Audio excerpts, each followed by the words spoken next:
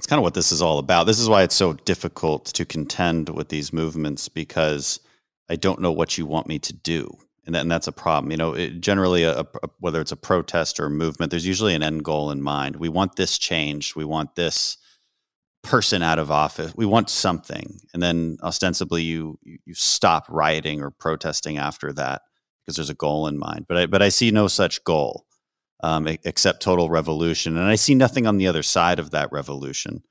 And, I have issues with people kneeling for the flag, and some will say it's a different sign of respect. I don't buy that, just based on the rhetoric that's been used. But my question is always, at what point will you stand for it? Like, what needs to change? What can we fight together? What is the systemic issue that we can fight together so that we can solve it? And if you can't identify that for me, I feel lost here. Yeah, I agree with you completely about this.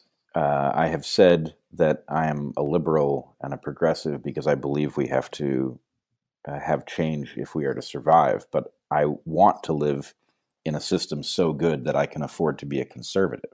And we should all actually want this. We should want a system in which we would be fools to change it. And so I think that's reflective of exactly what you're saying. What would have to be true for you to stand for the flag along with the rest of us? Yeah, and that's a valid question. And critical theory basically doesn't allow for that, because everything is attributable to sort of this vague sense of injustice, and they keep it intentionally vague, right? It's like these looks, and it's like, I can't fight that. You know what I mean? And we can all march and shame people constantly about their looks, and the potential looks that they might give. And I'm sure it's true. I'm sure everybody's. I don't want to discount experiences that people have had. But you're also asking me to fight a ghost. Like I can't do something concrete about that, and that's a very frustrating place to be, especially as a policymaker.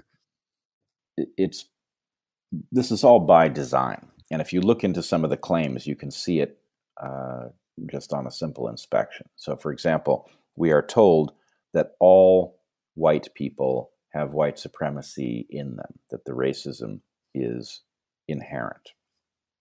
It is therefore safe to assume it's incurable, because if it wasn't incurable, we'd have to ask, well, who has it and who doesn't? And the movement clearly tells us that all white people have it. But the movement also tells us that it must be addressed, which is preposterous. If it can't be cured, then what is this obsession with these trainings? So the movement wants it both ways, but that isn't a logical failure. It is, as you point out, the key to making these changes perpetual. What is really being sought here is power over everything. It's power in every interaction, every day of every week, forever.